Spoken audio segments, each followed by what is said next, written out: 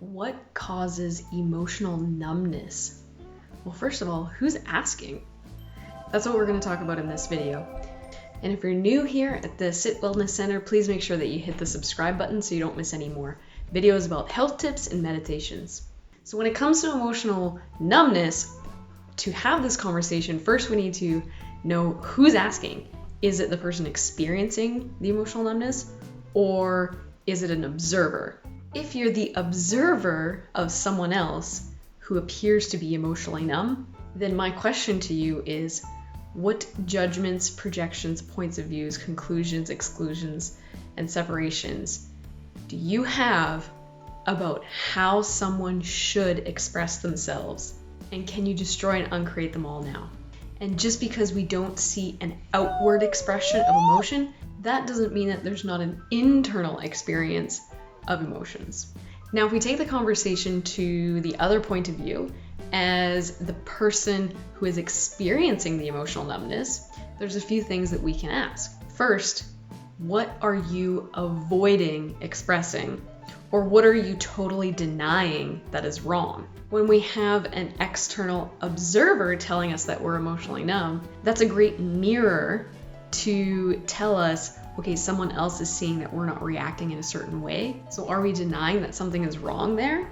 Or are we just unwilling to express it for some reason? If there's some sort of unwillingness or denial, this leads into the stages of healing, which the first stage is denial, where we absolutely deny that anything is wrong. If you want to learn more about the 7 stages of healing, I'll link to another video right above here. Next, we need to ask, what are you repressing, or what are you unwilling to express? Now, you could have a perception of trauma that is different from someone else.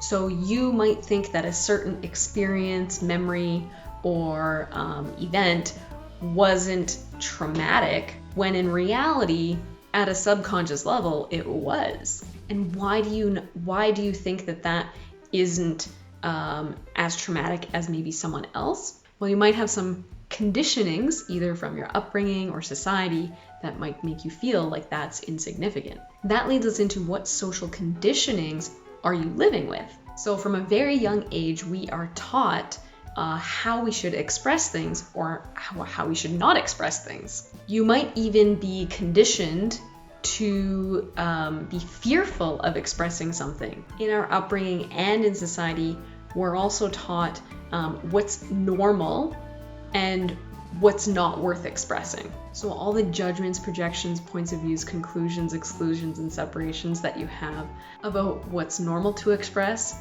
what isn't, what you should express and what you shouldn't, what's worth being expressed and what isn't, can you destroy and uncreate them all now? And lastly, we also have to think about the external elements that could be affecting how we feel our emotions and how aware we are of them.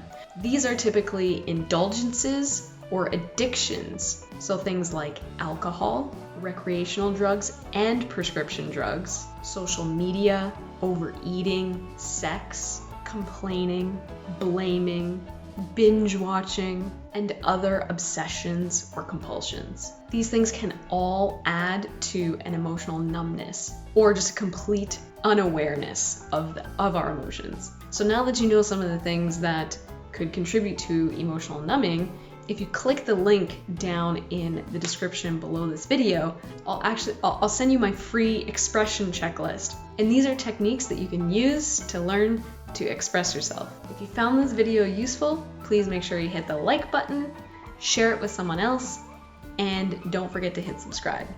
Thanks for watching, and we'll see you on the next video.